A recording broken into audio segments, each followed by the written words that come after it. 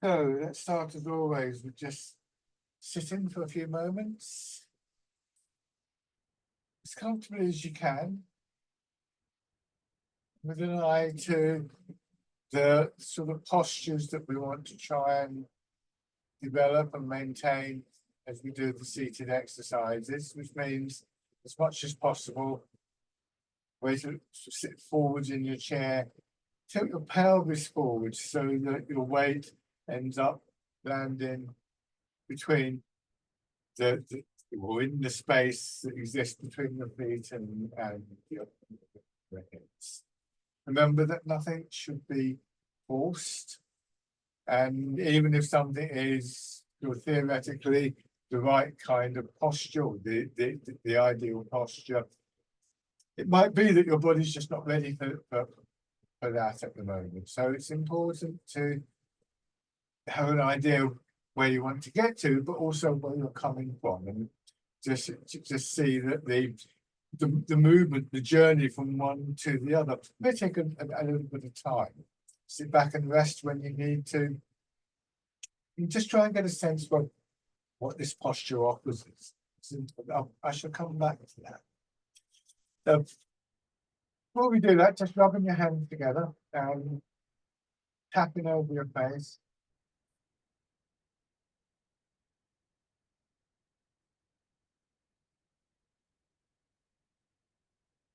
And then over your head and neck.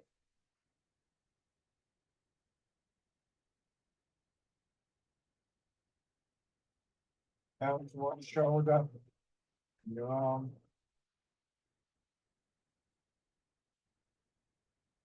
The other side. And the upper part.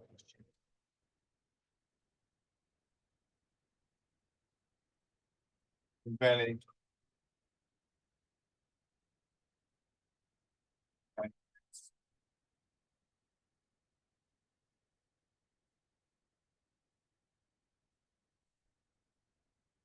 Now, literally sit back in your chair, put your feet out so you're in a reclining position. And one of the main things that we want to get out of all the postures is the feeling of our weight dropping, our center of gravity dropping, rooting down.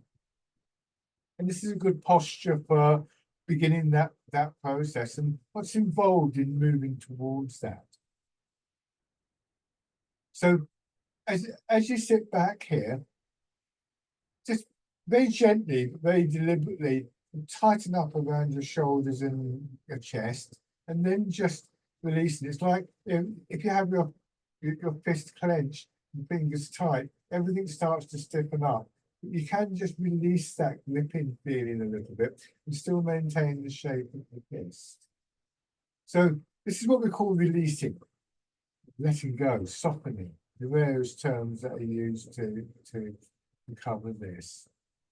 And it gives us this feeling of dropping more fully into the chair, and also begins to make us aware of what continues to support us when we lose some of that tightness and stiffness. Having done that with the upper part of your body, trying to reproduce that around hips and lower back, belly. So put your hips in a little bit, put your belly in, and then once again release. And we often find when we do this in the center of the body, as well as that dropping downwards and inwards and the things I described before, it also spreads through the rest of the body from that center. So this becomes a key area to work with, key area to focus our attention on.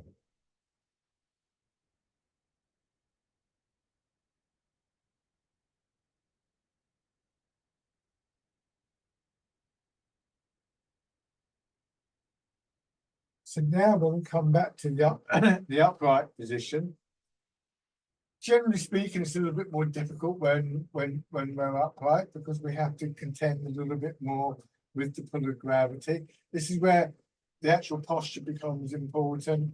If I'm sitting here and I'm tilted slightly forwards, again, my weight is landing in that square defined by feet and hips.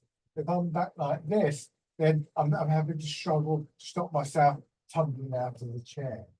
So posture structure is important. And then once again, around the center of your body, very gently, it's not meant to be a strong exercise, just enough to feel that sense of constriction, the tension, the tightness building up, and then the expansion and the release.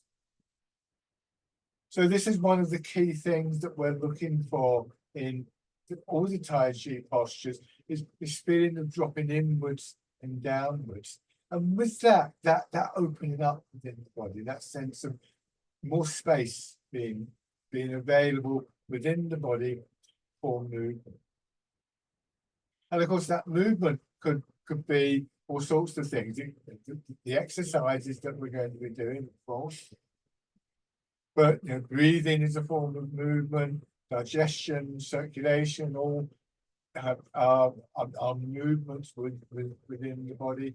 The flow of energy within the body. They're all important things that require movement. In fact, most metabolic processes will be very dependent on being able to move, and work better with that movement coming a little bit more smoothly, with less restriction, and we actually develop a greater sense of harmony and connection.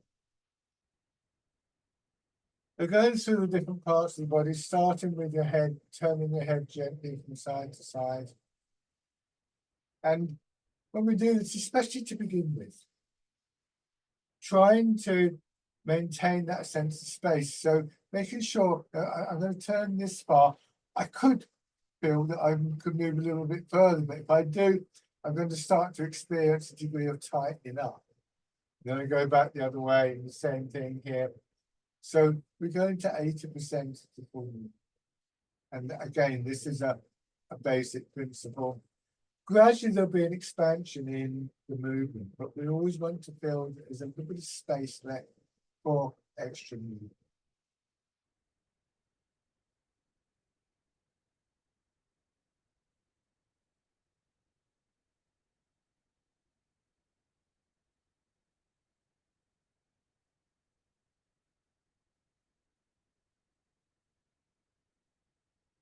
And then hands in front of the shoulders. Then that gentle flowing movement, the expansion, the contraction to your sides, up to your chest and your back.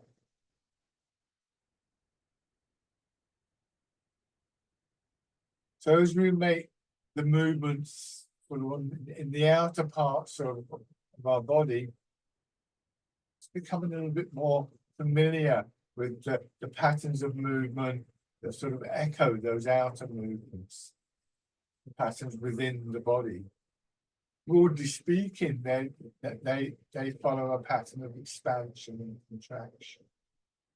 Going forwards. So our attention is gradually drawn in to the depths of our body, becoming more aware of subtle changes. Your hands down to your sides, elbows out just a little bit, rotating your arms. And with that growth of attention and awareness goes out quality of attention, the suggestions and movement that we make to the body. So we begin to find ourselves in that area where what we think of as mind, what we think of as body, overlap with the sense of the movement, the flow of the energy.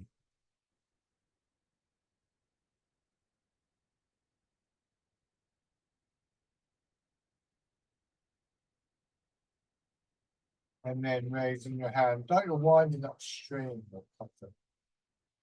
And rotate from your shoulders, not just your wrists.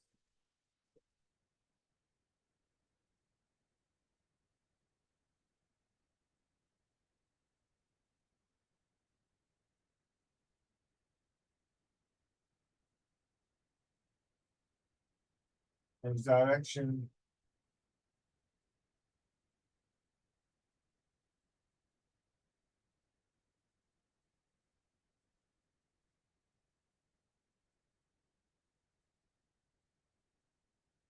And then let go. So in this basic posture, we're looking for about 70%, 70% of our weight back in our hips, lower back and buttocks, 30 in the front. This is just the central position, and we start to get a sense of how this feels. But we want more movement. We want to take this awareness of the feelings, the sensations within the body with us as we do. Just tilt your pelvis forwards a little bit so more of your weight goes into your feet. So the legs being compressed and then expanding, pushing you back and feeling your weight drop back into your hips. It's not a big movement. So if we're 70-30 here, we're going to maybe 50-50 in each leg. Just enough to create this sort of wave-like movement through your upper body. Imagine your spine just floating forwards and backwards, for instance.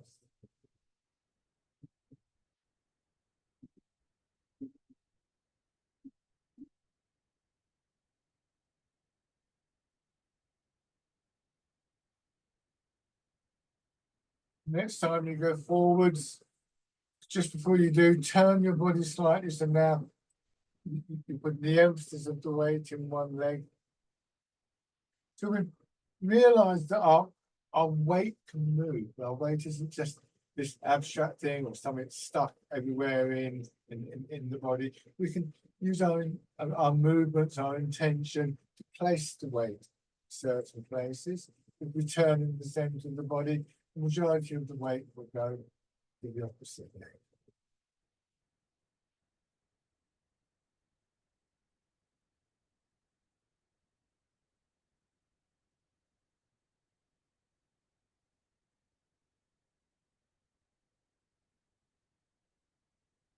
And from this forward position, if we turn, again in the center, we move the weight across and back, turn to the other side.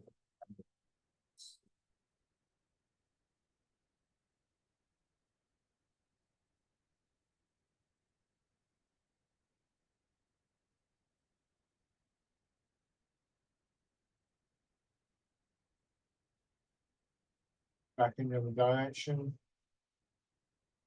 But don't make it too big a movement. Should feel as though your back and spine are being very gently massaged by the movement, not strained by it.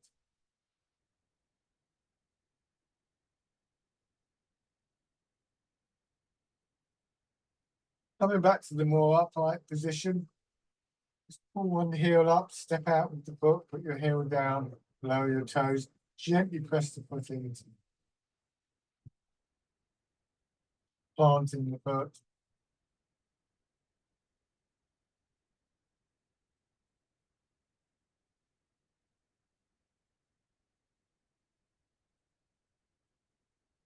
And then plant the foot and tilt forward so your weight follows the step.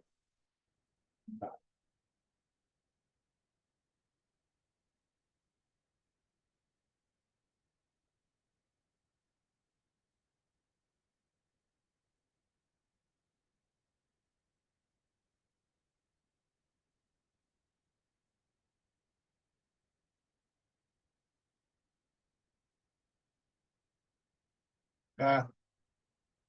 On the other side, first of all, just a step, planting of the foot so that the leg remains empty.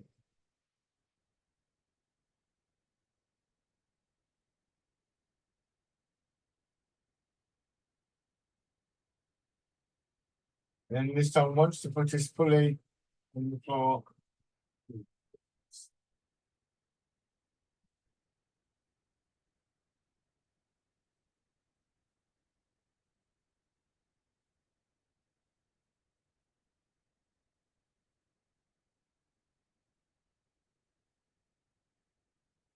one more time.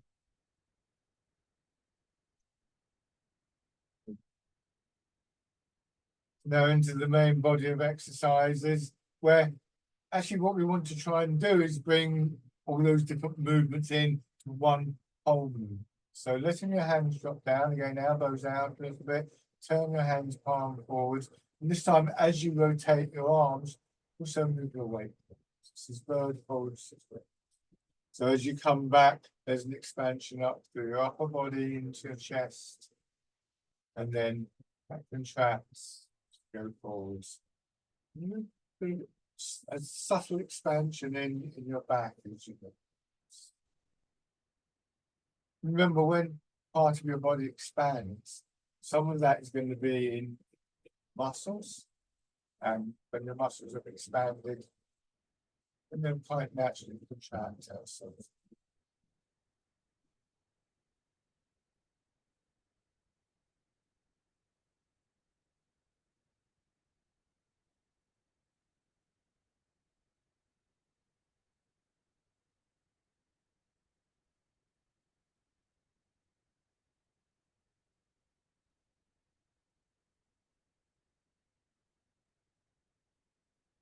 Now, leaving your hands facing back, move your weight back, just let your arms begin to swing gently from your shoulders. Use both arms. I can't do that with the back of the chair, but keep going with both arms. And this wave-like movement through your body now seem to sort of flow out through your arms and the fisherman casting it.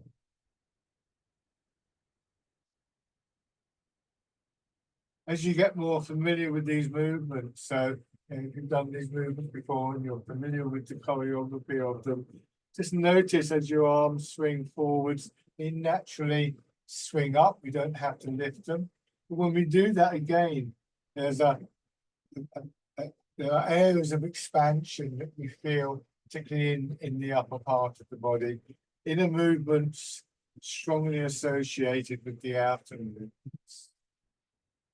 Remember that an important area of progression in these arts is to really put the emphasis more on those internal movements, moving the outer regions of the body, arms and so on, than the other way around.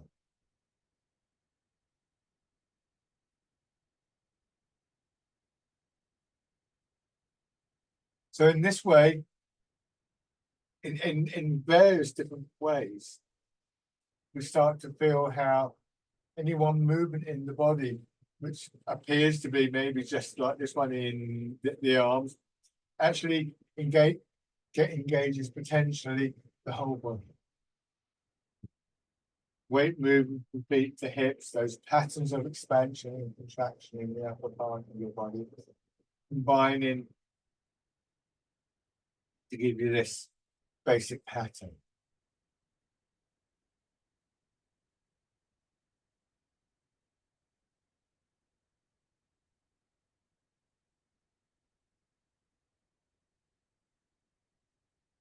Now, this time, leaving your arms out in front, so as you come back, they get drawn up. Imagine a ball underneath your arms. You're just pulling the ball in towards you.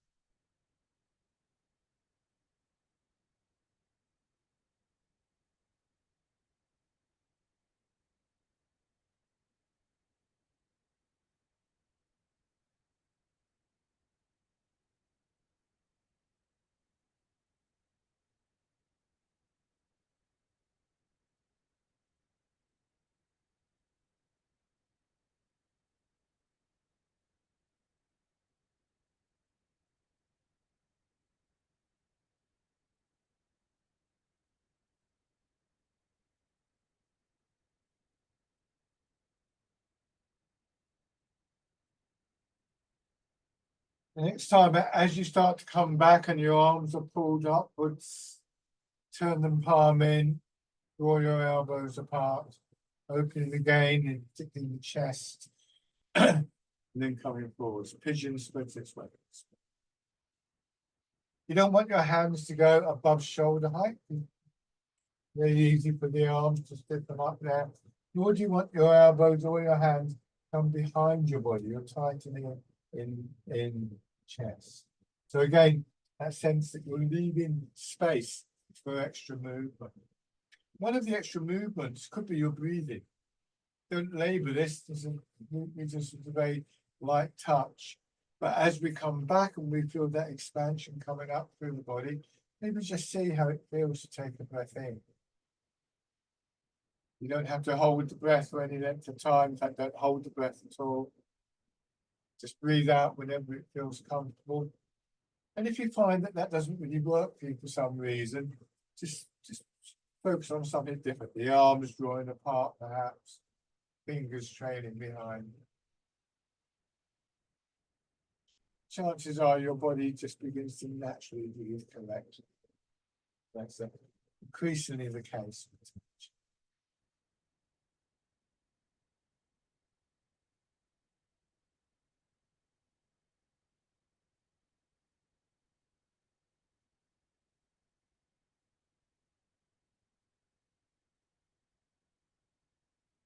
This time, your hands stay in line with your hips, but your elbows still go out, so still that expansion in your chest. And they come in as you go forward. So the net result between that drawing in of your arms and that movement forwards is to push your hands forwards and they'll curve up a little bit. The exercise pushing way. Feel very soft in your arm. The muscles are engaged, but they're not straining, they're not tightening. And the power of the push comes from this quality of combining the whole body rather than just using partial parts.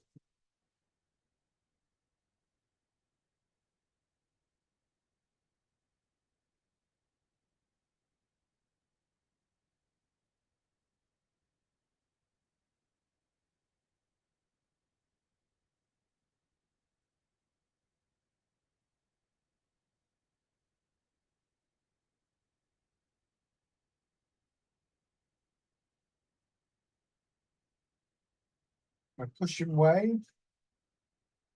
One more straightforward like this. And we're going to combine it with the step in that we did earlier. Come back, raise one heel, step out.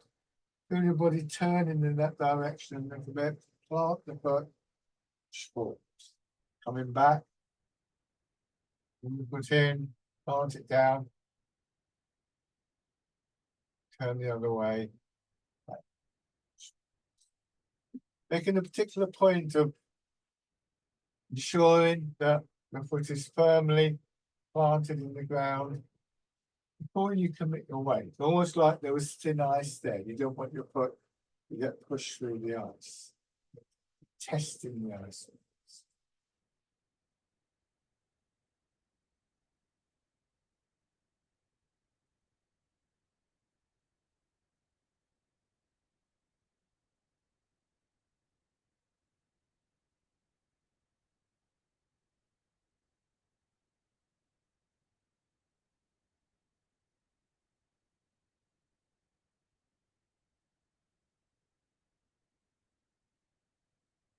One more on each side after this one.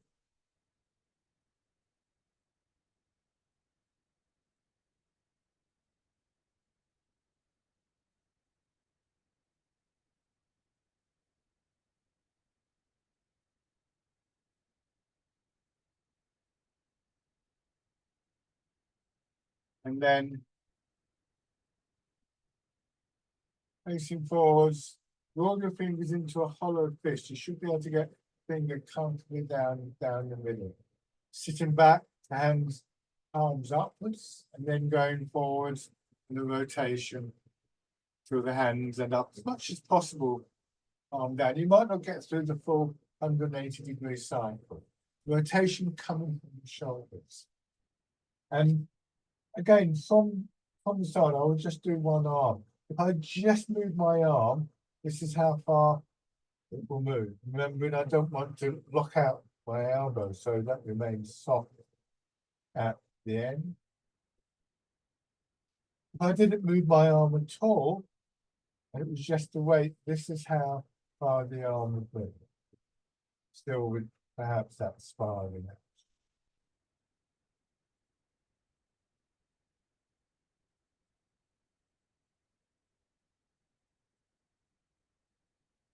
And then combining the two, we get a much bigger range of movement without having to strain.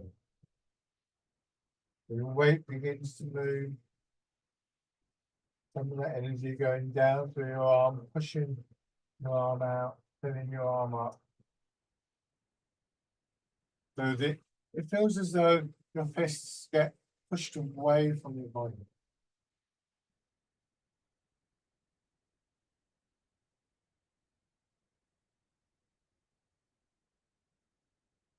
Maintaining this very loose quality, but if you can bring in an image like moving through water, we also begin to experience a toning up, conditioning, strengthening of not just body physically, just muscle and tendon and ligament, but also in the quality of the movement itself.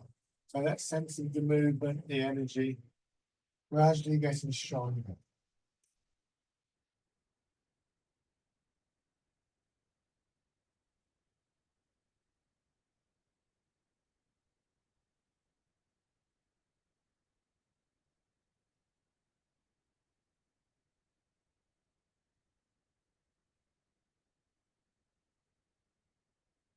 From the forward position this time, open your fingers, turn them palm out as you come back, and expanding in the front of your body. The fingers coil around, then and pressing forwards.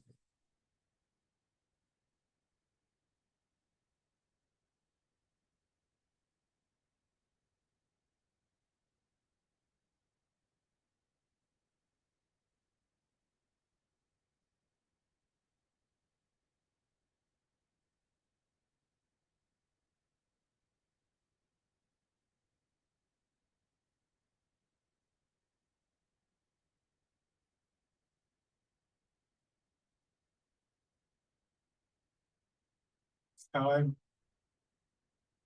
Turning your hands palm down.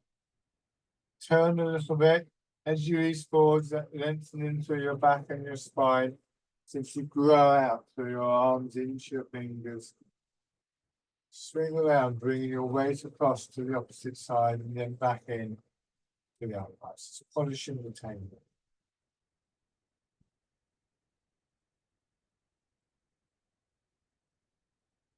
Reversing the movement. So again, that sense of a growth through your body. Base. Yeah. Out through the fingers and back.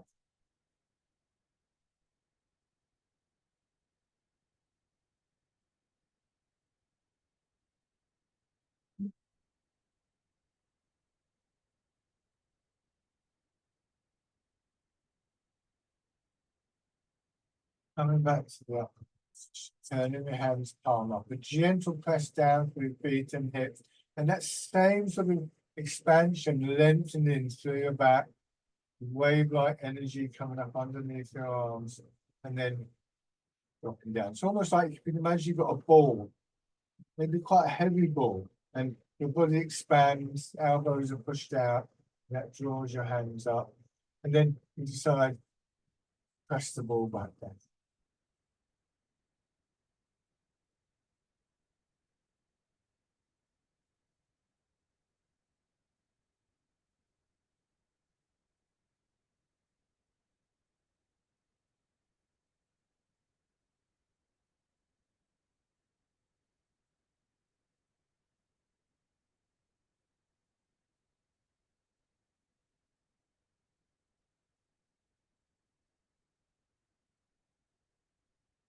From the bottom position, rotate your hands so that your fingers point away from the body and your arms continue to move away from your body. Again, swing it up quite naturally without straining in your shoulders.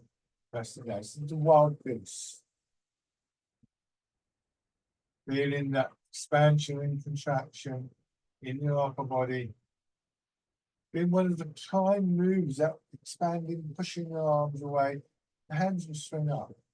And then all that remains really for the muscles and so on of our arms and our hands is to maintain the shape movement. This is called the wild goose.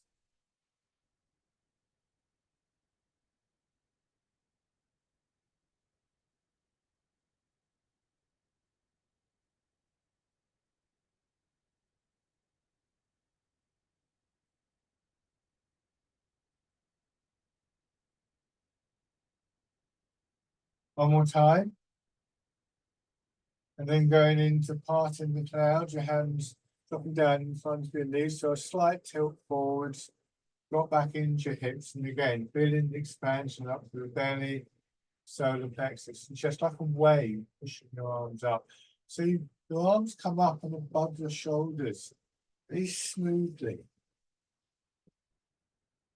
Trying not to strain or to lift your shoulders. And just beginning to feel that the dynamic of the movement really comes from within the body, moving your arms for you. Again, with the muscles and so on, your arms and your shoulders, functioning to shape the movement.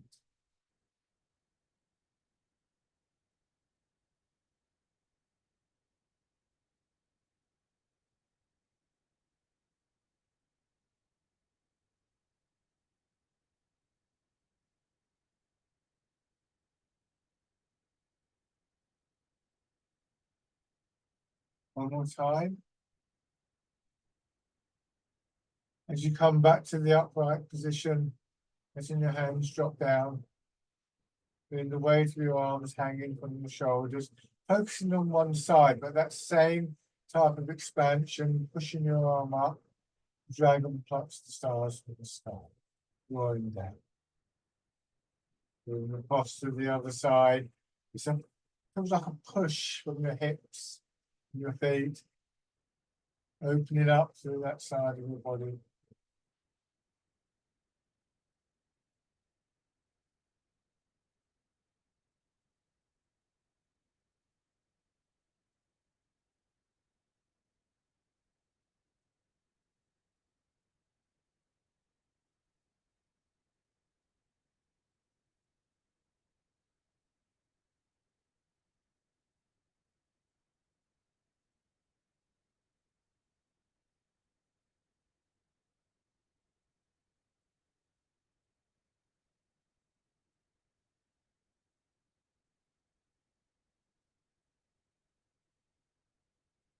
One more time.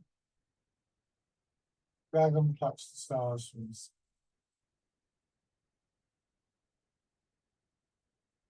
Bring your hands around next to your hips, just lightly touching the hips, and then again lengthening through your back, pushing your arms up a little bit, palms of your hands as much as possible facing up, and then contracting downwards, coming back, and again just lightly touching the side, and then I'm emphasizing that very gentle, very light contact between your arm, the hips, and the sides. To just ensure that we don't shortcut that part of the movement. We don't sort of get 3/4 of the way down and have this sudden urge to push out again. So just, in a sense, just slowing down and again, becoming more aware of that center part of your body you want to sort of guide the movement. That part of the body to drop towards the ground. So, key area. You can take that further as you push out this time, just turning your hips. Notice how that redirects your arms. Turning back to the front with your hands coming. Brings the twin sides. And then the other direction. Now, 4 directions of push, exercise. Back to the front. And then facing forwards and pushing back.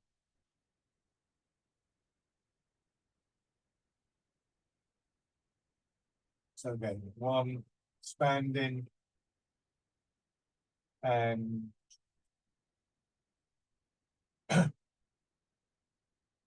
two expanding, turning in the center and flattening.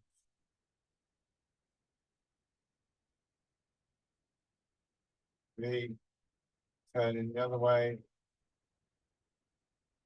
and back.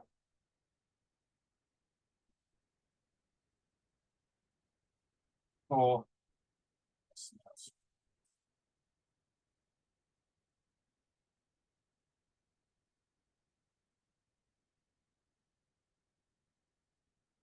One more round.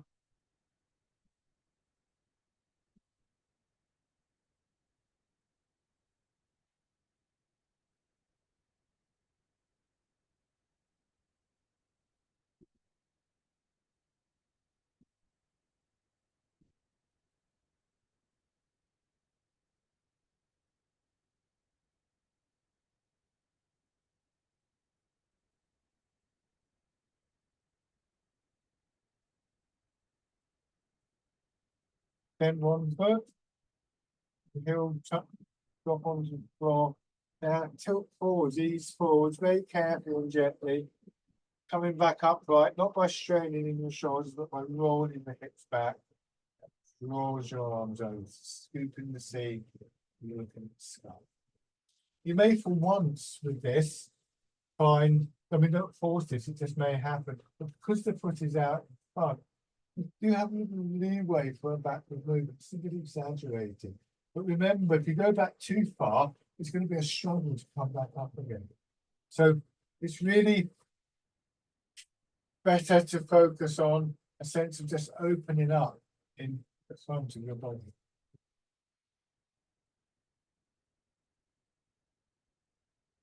One more time.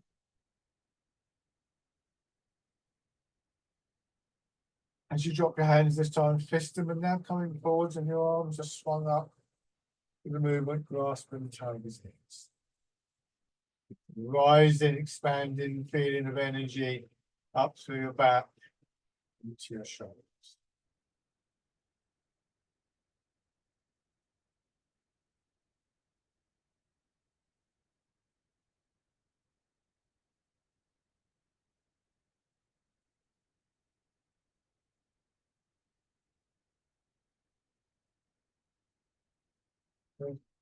Changing sides. Scooping the sea. Looking at the sky.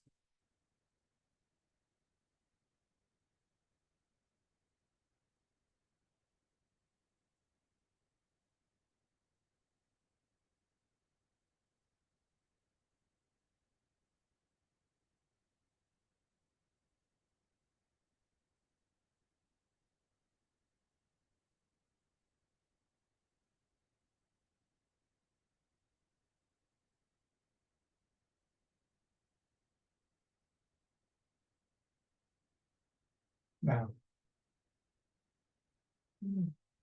back in, just ease the leg, and then back out again, grasping.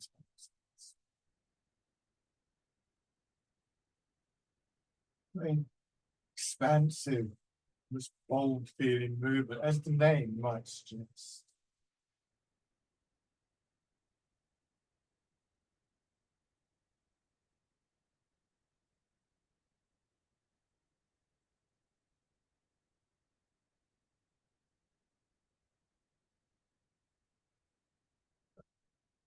Up, put down, feet out. Let's have your right hand a little bit above the leg, turn to the right and then ease forwards, drawing your arm around and back in a circle. And then the other hand, like a one-handed version of polishing the table that we did earlier. What we're going to do is, rather than doing them separately, we start to combine them. So the movement becomes a little bit smaller, particularly the movement of your weight. And as one hand is withdrawn, the other hand step, and then that reverse. And notice the turning in my body. This is called stirring the beats. When I turn in my hips, my waist, that moves my rib cage and my shoulders. And that movement from the shoulders downwards, guiding my arms, okay, drawing them round in these nice, smooth, circular patterns that overlap.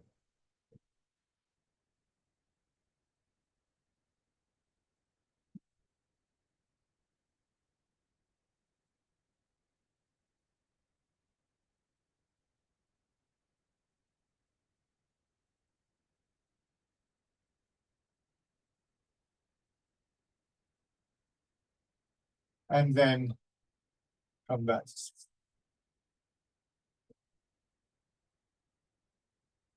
Before we go to standing, rubbing your hands together again and tapping over your face.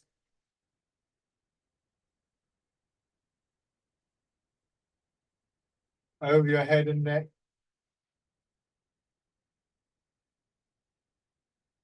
Down from one shoulder, your arm. On the other side. The upper part. Your belly.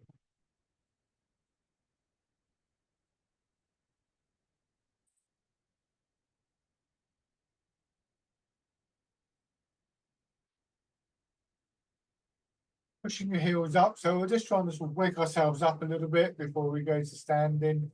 Pushing the heels up, working the muscles of your legs.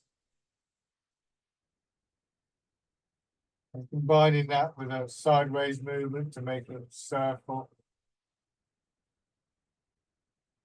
And back down.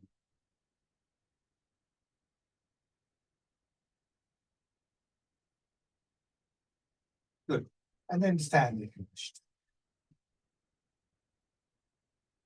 Sometimes it's interesting to use the chair or wall or a table for a bit of support to help you just play around with the postures a little bit. I'm actually going to move my chair out of the way so I don't keep bumping into it.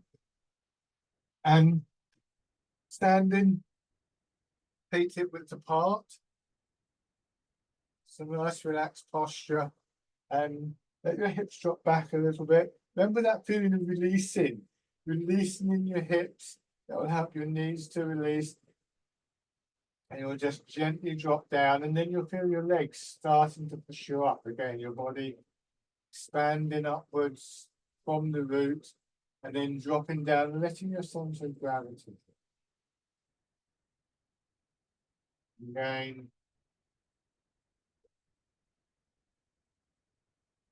Bring your hands around. So, exercise we did earlier in the chair, rooting down. At the bottom of the movement, turn your hands out.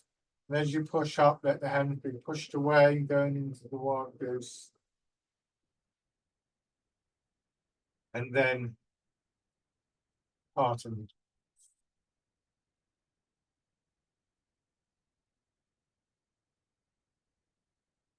So it's doing these three movements in the sequence. It's the same movement in your hips and legs. And there's a chance just to notice the variations, patterns of expansion and contraction within our bodies as we make the transition from one movement to another, not just in the body, of course. The images, the ideas we associate with the movements also change. So again, we have this interaction of the three treasures of Tai Chi, the physical aspect, the mechanics, the posture, the body, the attention and the intention, so mind, and the movement, the flow, the energy.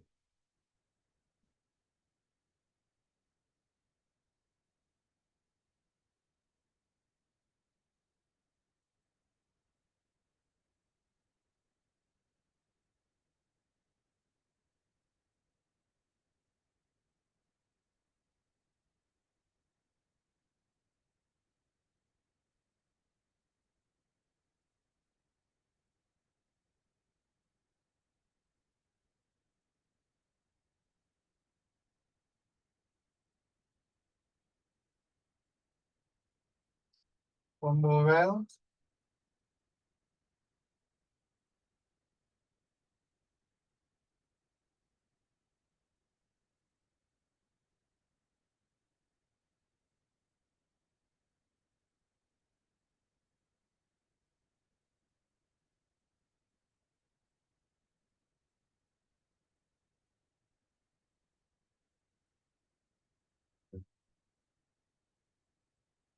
Turn one foot out, step forward with the other foot. Keep the width of your step. Now transferring your weight from foot to foot. Being very clear about where you want the weight to go. When it goes into my foot, I can maintain my roots through the leg, dropping into the center of gravity, and I can land successfully in one leg. If I miss my foot, that's what's going to happen. So the exercise we did in the chair and this one teaches how to really focus the movement of our weight very accurately.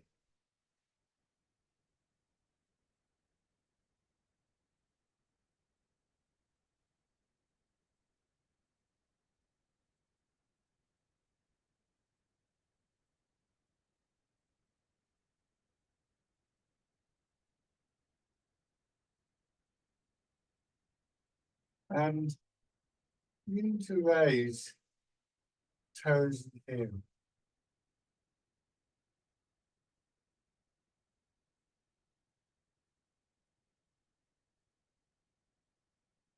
So more of your weight going down through the leg and beginning to find that alignment of your body, not over two legs, not over one leg.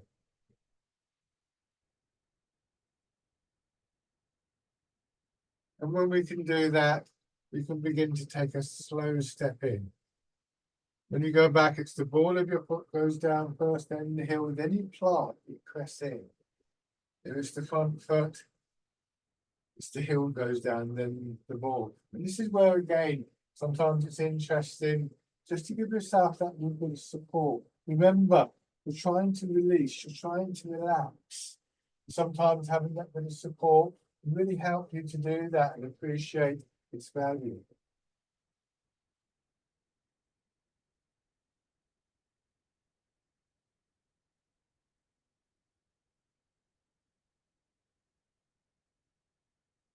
Shake out. Have your other foot forwards, try the same thing. We often find that we can root more successfully, align more successfully over one leg than another.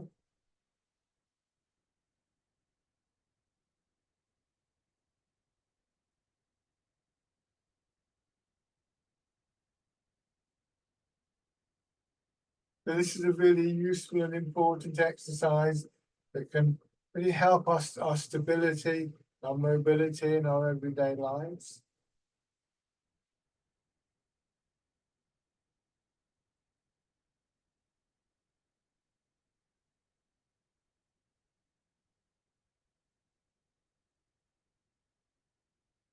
Beginning to raise toes and heel, trying not to stiffen up in the upper part of the body. Again, that's where this support can help us. And of course, we gradually learn to do it without that support.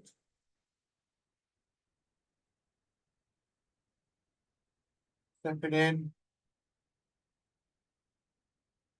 planting the foot, moving away.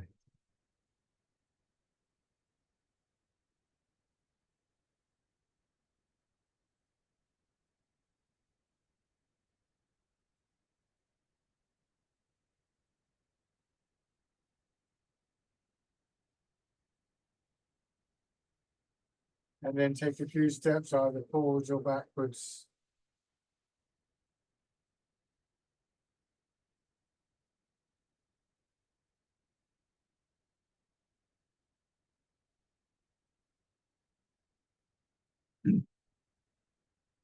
Change direction.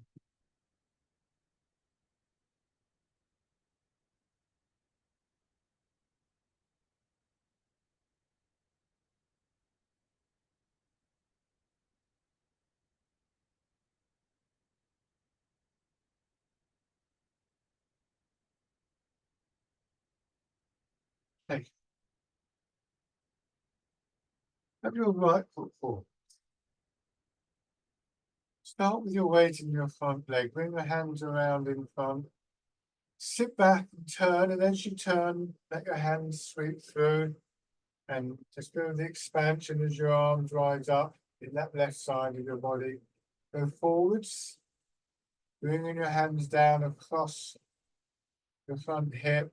Turn a little bit, expanding in that right side of your body. Push your back heel in and bring the foot in. Plant the foot forwards and then go forwards again, sweeping down. And your arms will trace out this double circle like a sideways figure of 8. Take your time. You may find, bring the foot in, you may find that you're able to just raise the knee, step out. Nice and easy and gently.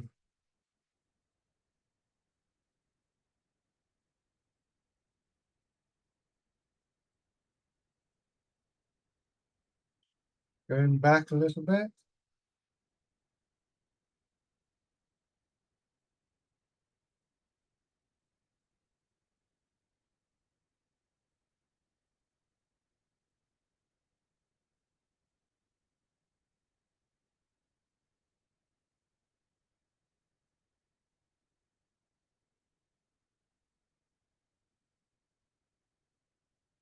And then forwards again.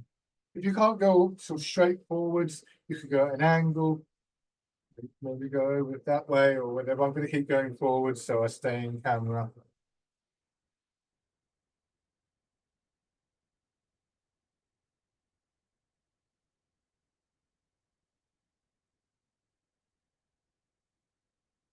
Try not to stiffen up in your shoulders.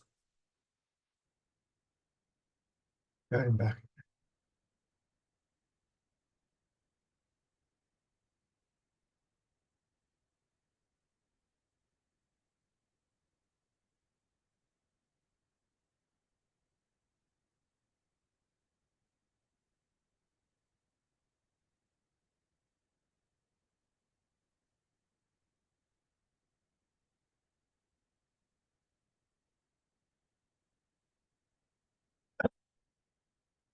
Okay. But go back to your chair.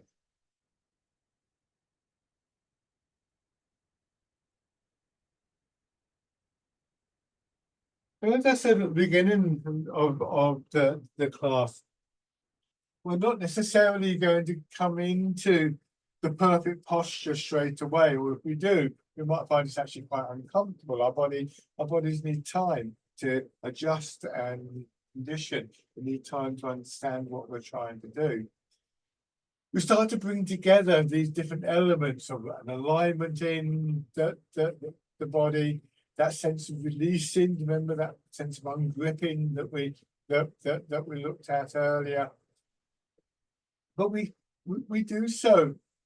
We sort of recognize that actually all those qualities, along with things like the focusing of our attention, the calmness of our mind, are very easily lost. You know, when we're walking on the road or something like that. I think few people, if any, will ever claim effectively to maintain all of those qualities all the time. I certainly never would. And one of the great gifts for me of Tai Chi has been that it's taught me that even if I've lost those qualities, even if I'm trying an exercise, I have a little wobble, or if I lose the calmness of the mind, I have a way to come back to it. And we find that in this last exercise. It's called Embrace Tiger, Return to the Mountain. And for me, I love the image of the mountain. It seems to represent so much about Tai Chi, the calmness, the stillness, the spaciousness, but at the same time, the strength, and there's a dynamic quality there as well. So as an image, it works very well. Just let your hands drop down to your sides. Once again, pushing your arms out and observing how they swing up and your body expands. And then just feeling your hips sinking into the chair, your shoulders dropping down, your arms coming around and inwards, and then gently down. And feeling just settling. Your arms drop down, rest in this position, and then just feeling that rise in energy once again. Coming around. And as you do this, give yourself a bit of time just to observe the movement. What are the key elements of this particular movement, of that process of returning? Not necessarily what I've said, but what you're experiencing. What is most helpful to you to just recall at times?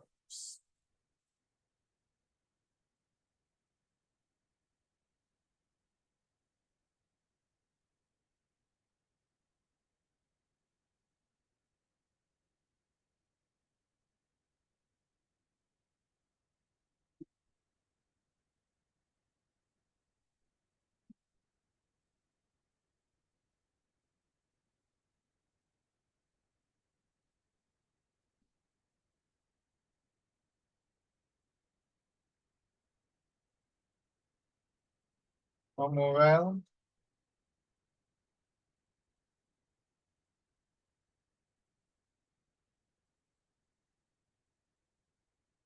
And